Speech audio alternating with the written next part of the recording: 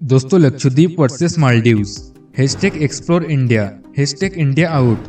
शुरुआत एक ट्वीट से होती है और बहसबाजी की एक ऐसी जंग छिड़ गई कि बड़े बड़े राजनेता तो छोड़िए, कई बॉलीवुड सेलिब्रिटीज को भी इस जंग में आना पड़ा।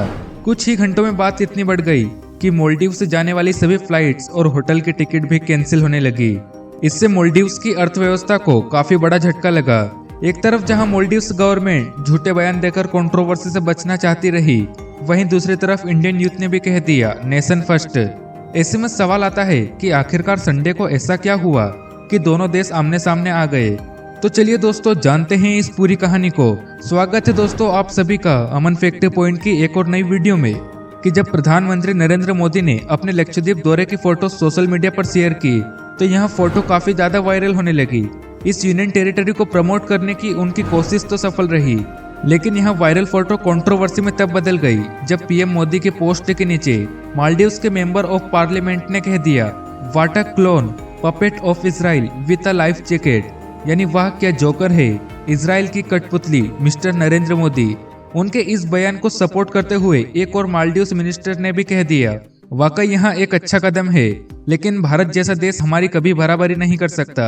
मालदीव्स टूरिस्ट को जो सर्विस देता है वहाँ भारत कैसे देगा। उनके कमरों से आने वाली बदबू टूरिस्ट के लिए सबसे बड़ी समस्या होगी। अब इस बयान के बाद तो जैसे सोशल मीडिया पर युद्ध ही शुरू हो गया।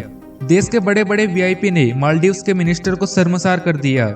मालदीव्स के लोग भी उनके मिनिस्टर द्वारा किए गए ट्वीट को शर्मसार बताने लगे। लोगों ने कहा कि एक बड़े देश के प्रधानमंत्री पर कोई इस प्रकार की बातें नहीं कर सकता।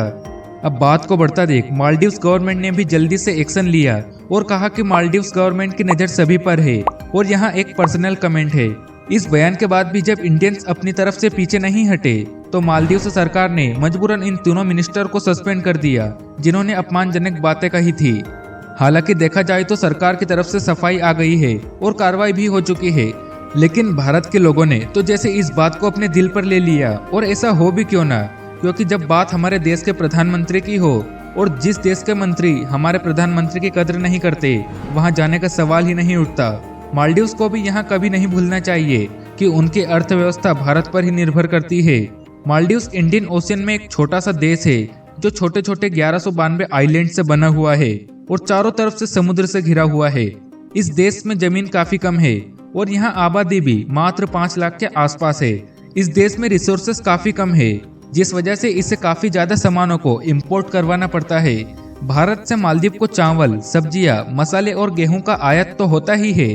इसके अलावा सीमेंट, पत्थर और कंक्रीट मशीनरी भी भारत से ही भेजी जाती है। अब चाहे कोरोना काल हो या दुश्मन देश से आक्रमण, भारत ने हर बार मालदीव्स को बचाया है।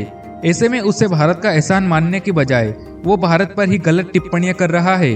दरअसल यहाँ देश पूरी तरह से टूरिज्म पर ही निर्भर करता है और मालदीव से जाने वाले सबसे ज्यादा फॉरेनर भारतीय ही होते हैं। ऐसे में मालदीव्स का इंडियन के लिए बाइकआउट उसी की इकोनॉमी पर काफी ज्यादा असरदार रहेगा। और साथ ही वहां की एक मिनिस्टर बयान दे रही है कि मालदीव्स गवर्नमेंट को उनकी इस टिप्पणी के लिए भारत से माफी मांगनी चाहिए और भारत के लोगों को मालदीव्स आना है। बेशक जब भी टूरिज्म की बात हो तो सबसे पहले नाम मालदीव्स का ही आता है। वेकेशन के लिए सबसे पहला नाम मालदीव्स का ही आता है। यहाँ की खूबसूरत झलक सभी को अपना दीवाना बना देती है। ऐसे में भारतीय लोगों का कहना है कि आखिर हमें मालदीव से जाने की जरूरत ही क्या है जब हमारे पास खुद का ही लक्षद्वीप है। तो चलिए अब हम आपको बताएंगे लक्षद्वीप और मालदीव्स में कौन है ज्यादा खूबसूरत। देखिए, मालदीव्स लक्षद्वीप से बड़ा तो है ही और इसे टूरिज्म के लिए ही डिजाइन किया गया है, इसलिए अधिकतर लोग यहाँ आना पसंद करते हैं। यहाँ पर एक से बढ़कर एक एडवेंचर स्पोर्ट्स आपको मिल सकते हैं। खास तौर पर लोग यहाँ नीले समंदर में बने रिजॉर्ट्स का मजा लेने आते हैं। वैसे कहा जा सकता है कि मालदीव्स में वहाँ सब कुछ है जो एक व्यक्ति को वोकेशन में चाहिए। दरअसल भारत के इंडियन ओशियन में मौजूद लक्षद्वीप भी उतना ही खूबसूरत है जितना कि मालदीव्स, और यहाँ सब फैसिलिटीज तो लक्षद्वीप भी ऑफर करता है। इसके अलावा भी लक्षद्वीप में कुछ ऐसी जगहें हैं जिन्हें अभी तक एक्सप्लोर नहीं किया गया और यहाँ जाने की भी किसी को परमिशन नहीं मिली है।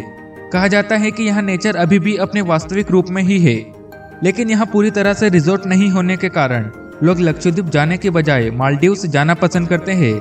साथ ही इंडियन नेवी के कारण यहाँ कुछ आइलैंड को सील भी किया गया है। वैसे दोस्तों, इसके बारे में आपकी क्या राय है, हमें कमेंट में जरूर बताइएगा।